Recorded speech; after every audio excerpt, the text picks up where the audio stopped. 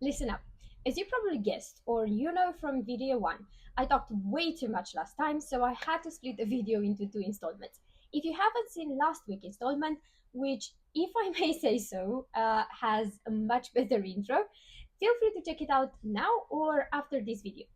Who am I? I'm Ali, PhD in performance management, consultant by day, and your go to aunt for performance advice in my free time. Without further ado, let's dive into today's roast. All right, let's take down the third company, and this is Coursera.org.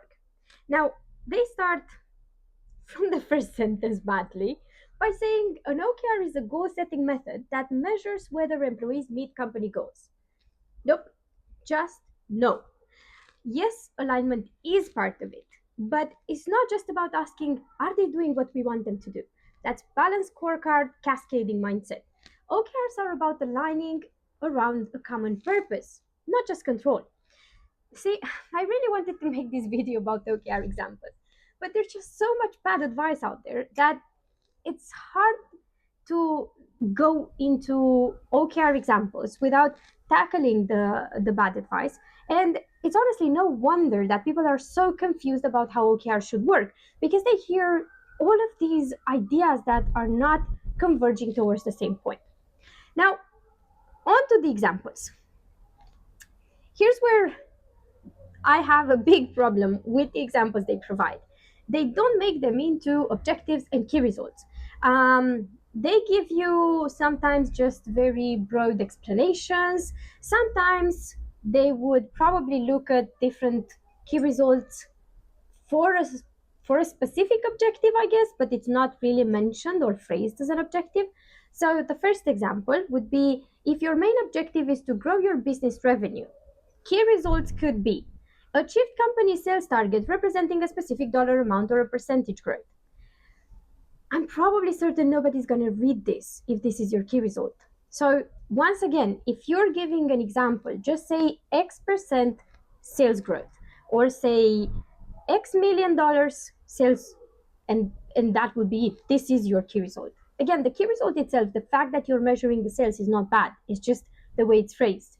A second key result, reduce annual loss of sales to a specific percentage. Okay, fair enough. Again, I would just say X% reduction in annual loss sales. And then we go to minimize company expenses by a specific percentage in an established time frame. So the other ones were in an established time frame. This is just in an established time frame. Either ways, company expenses and revenue growth don't have much to do. Now, if your objective would have been profitability, then maybe this would work. Uh, Fourth key result, create a media campaign to attract new business initiative. I don't think I need to say why. Make a determined amount of new contracts in your field per quarter.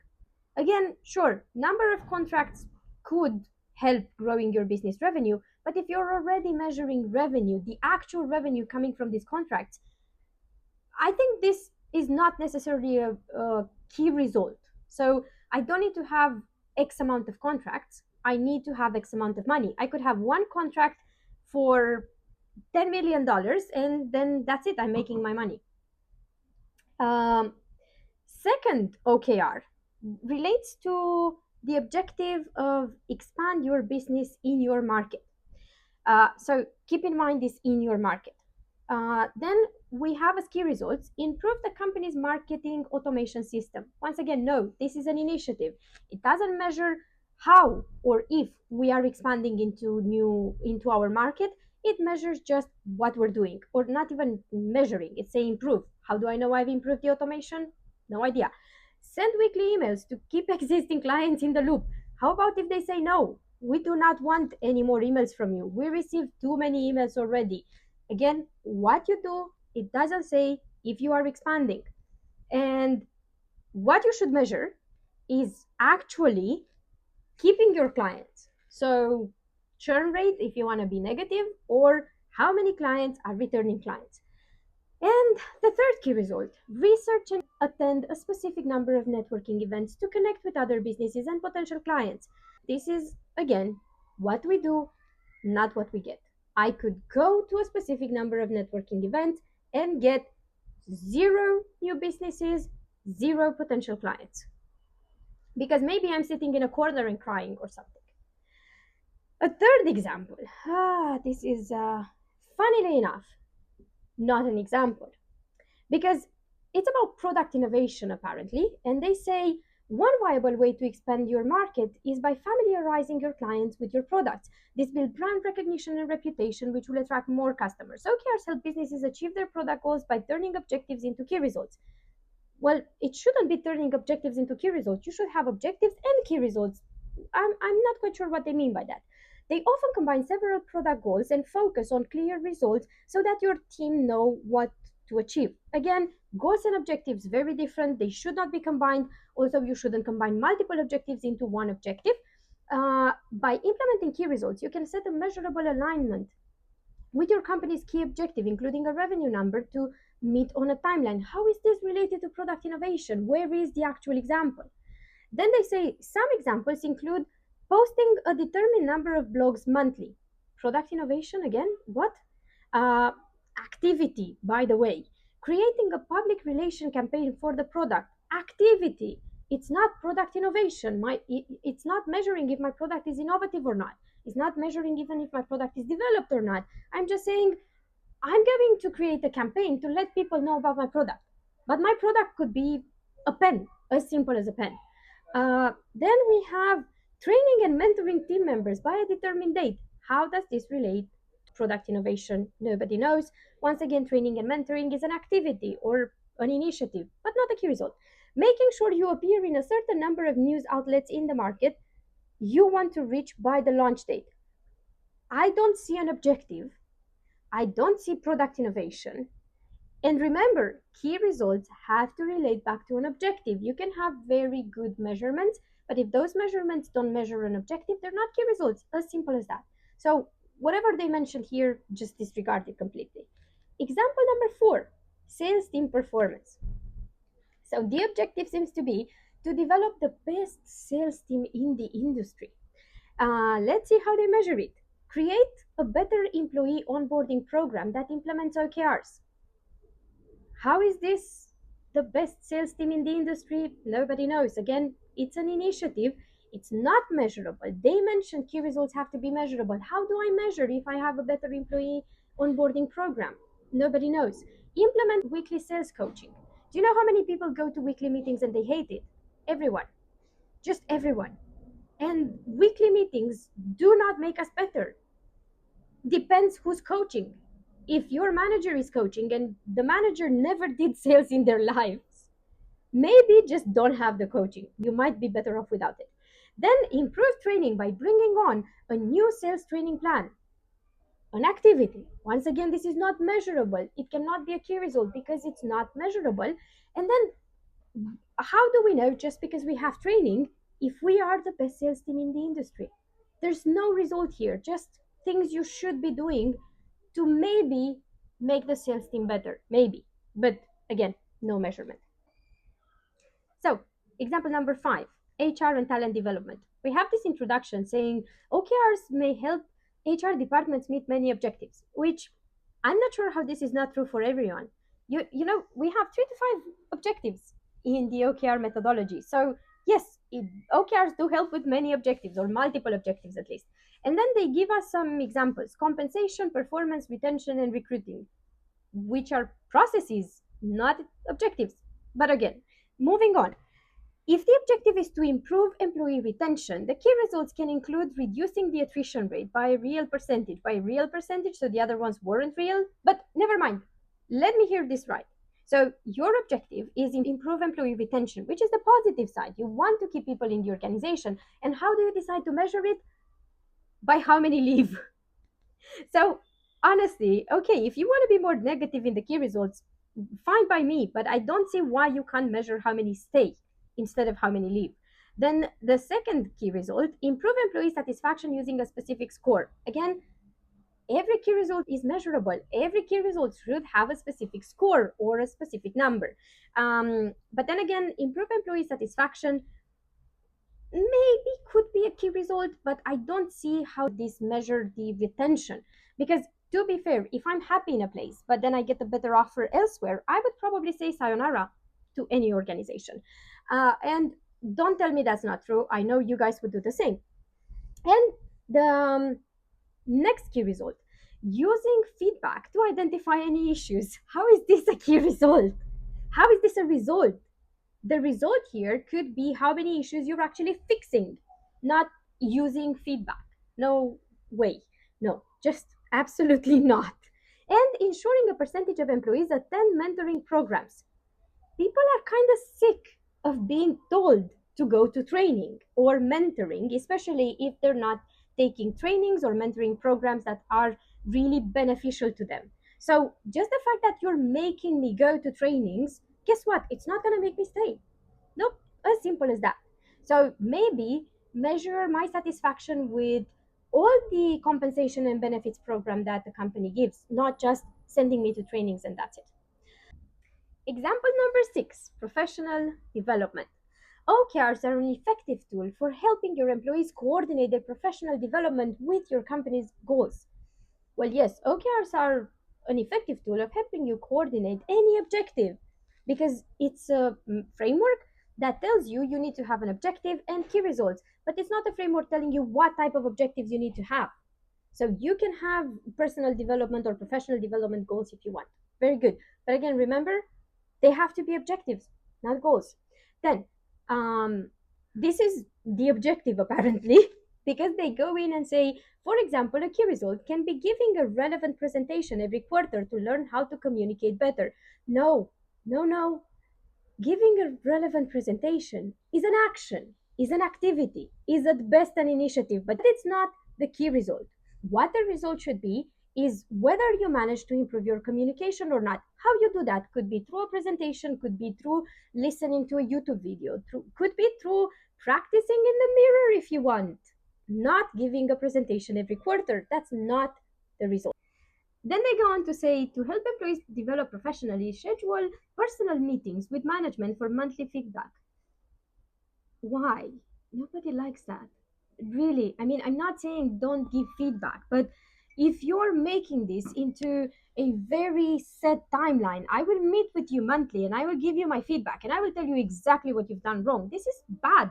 Just give them feedback when you have to give them feedback. And also, once again, this is an activity. Scheduling a feedback meeting is an activity, but definitely not a key result. You know what a key result would be? Maybe how many things this employee manages to improve and how much they develop based on the feedbacks you have with them. Or set up a regular incentive program. Very well, setting up a regular incentive program, but how is this going to help develop professionally? This has nothing to do with development of the employees. Providing new ideas by a determined quarterly date. Let them come up with the ideas. Let them tell you what they're passionate about, what they want to develop, what are the things they would like to really work on. Sure, the managers can provide feedback, can tell you, look, for your position, you should be communicating better. Fine. But let them come up with how they want to improve that. Again, maybe someone likes to practice in the mirror. Would that be bad? As long as their communication skills are better, you don't have to micromanage with key results. You just have to tell them, I want communication to be better. So the key result should be by how much we're improving your communication skills. Then, how you do that, go for it however you want. Or we can discuss some initiatives, but don't put them in the key results. Example number 7, employee engagement. Once again, we have this very broad explanation. OKRs should engage employees. Yes, they should engage employees, not necessarily measure the engagement of employees, and connect them as a team working towards a shared goal. Very well so far. Yes, that's true. Individual OKRs results from team OKRs. I mean, not necessarily, but to a certain extent. But this is alignment. This has nothing to do with employee engagement or measuring employee engagement. This is not an example of OKRs. This is just saying OKRs should keep everyone engaged. True, but what's the example? When creating OKRs for each department, allow members to come up with an objective and attainable results to meet the objective. Again, very true, but where's the example? By giving them this opportunity, they will gain a sense of responsibility and actively engage in the process. Once again, very true, but this is not an example. Another way to improve employee engagement is to provide ongoing feedback based on metrics. You mean the OKR you've just formulated? So you give feedback based on the OKRs. That's the whole point. We have OKRs. We're regularly looking at the OKRs, and based on the achievements, we try to see what should be done better to inform employees of individual and departmental progress. Once again, this is very well, but it's not an example. So if you're looking for examples on employee engagement, maybe don't just trust whatever is written here, to be honest. The fourth company we're going to discuss about is Buffer. Now, if you've taken one of my courses before, you might be familiar with some of these OKRs because I've actually used them as an exercise to help participants spot the mistakes. Now, sure, they have a lot of OKR examples and a lot of OKR advice, and they sometimes post their OKRs quite regularly. Are these actually good OKRs though? Are these the type of OKRs you would say they're so good, we're so proud of them, let's just put them online? I'm not so sure about that. So let's see some of their examples. Now, one of the OKRs they have is bring more blog readers to using our products. This is the objective. And to be fair, the objective can stay the same. All right. Basically, what you want is to convert more of the blog readers to actually using the paid products. But when we're looking at the key results, the first key result is track and understand the conversion flow for every post and call to action on the social blog. So, an activity basically, because as a key result, it results in just understanding. And as we said, we can't exactly measure understanding. So, yeah, no, it's just an activity. Then, the second key result, run one experiment a week that aims to convert more people to sign up to Buffer. Example, copy changes, specific landing pages, etc. So they're measuring one experiment, which again is what they do, but the key result is what they say aims to convert more people to sign up to Buffer. So you know what the key result should have been? The percentage of conversion, or the conversion rate, or the number of people that converted to Buffer from your experiment. But the experiment itself is what you do, so should be part of the initiative. Then we have another key result. Focus on Buffer for business trials, first and foremost, with call to actions, establish trials, starts, baseline, and set growth rates. That's a mouthful. So basically, the key result is focus on Buffer for business trials. So why not just say that? How many trials do you want to get for Buffer for business? Instead of saying all these activities and call to actions and establish baselines and whatnot. What is the actual number of trials you want to get or the growth in the number of trials? Then we have get 550 trials starts from social blog. This one is better. See, this is how the other key results should have been measured as well. How many trials do you want? Uh, Another example of an OKR, and here's where the objective is probably the biggest issue. The objective starts like this. When people think about companies that are some of the best on Medium, they should name Buffer as the number one brand that comes to mind. This is a whole story here. This is not just the objective, this is the whole story behind it. Look, your objective is basically to be the number one brand that comes to mind on Medium, or simply the number one brand on Medium. As simple as that. But then we have the key results. Grow our monthly reads by 60% month on month. And I would say probably this is the only key result in the list. Yes, the fact that you're growing your monthly reads to such an extent could mean that people know about you, that they know you are a good brand. Practically, they've heard about Buffer. But I wouldn't necessarily say usage is the same as being number one brand. Listen, I know about Lamborghini. Unfortunately, I'm not using one. So, do I know the brand? Yes. Do I use the brand? Not yet. Create a content calendar via Trello of posts published a week with having content scheduled 2 weeks in advance at the end of May. Again, a whole story behind. That focuses on basically creating a content calendar and scheduling your content in advance. Where's the key result here again? So, how does that measure if you are number one brand? Because I could post every single day. I could have a calendar for the whole year in advance, and nobody knows about me. Nobody actually reads, nobody heard about Buffer before. I could post daily and still not be the number one brand that comes to mind. Um, Third one is once again their favorite example: run an experiment on Medium. So we've already uncovered that it is an initiative, and track progress in a spreadsheet.